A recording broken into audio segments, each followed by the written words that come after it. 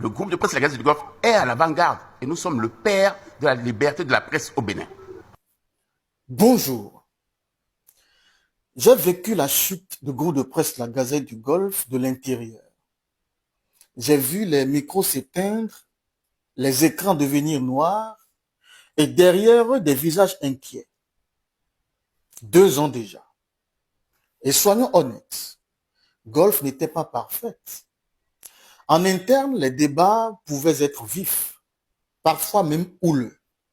Certains sujets nous divisaient et dehors, beaucoup confondaient liberté de presse et liberté d'insulter, démocratie, anarchie, critique et diffamation.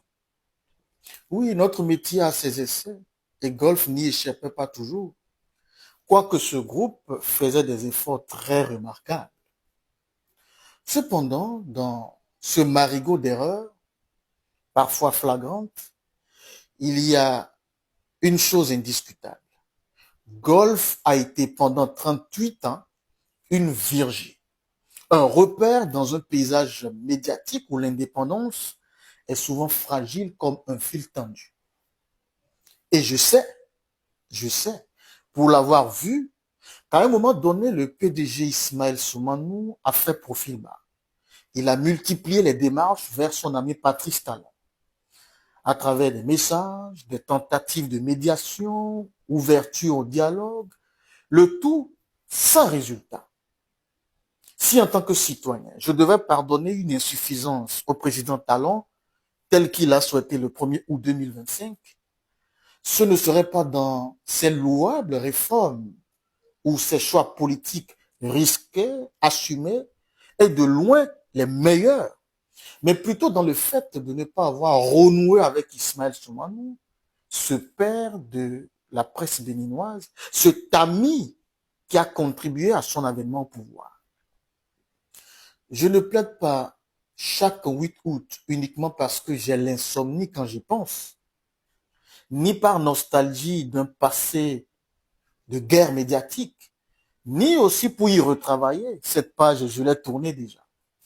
Je plaide pour ce qu'elle a représenté dans notre histoire pendant 38 ans. Parce qu'effacer tout le groupe, au lieu de simplement punir une partie, c'est effacer un chapitre entier de la presse béninoise indépendante. 2 ans de silence. C'est long. Trop long d'ailleurs. Dieu seul sait comment se portent aujourd'hui les installations de ce groupe. Est-ce rouillé, volé, dévasté ou obsolète? Pour ce qui concerne le personnel, c'est un secret de polichinelle. Après, voire avant le licenciement collectif, chacun a pris sa route. Mais quant au promoteur Ismaël Soumanou, où ira-t-il? Peut-être aussi qu'entre-temps, l'eau a coulé sous les ponts et que les deux se sont entendus. Alors ce serait tant mieux. Dans le cas contraire, ce serait dommage. Un pays ne se renforce pas en réduisant le nombre de ses voix, même celles qui dérangent.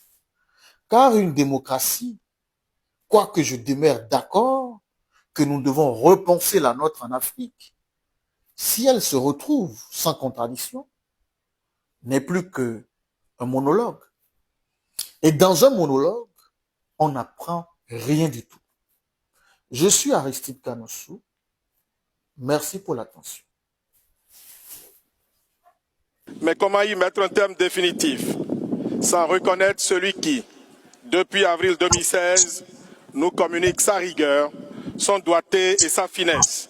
Je voudrais très respectueusement nommer M. Patrice Talon, président de la République.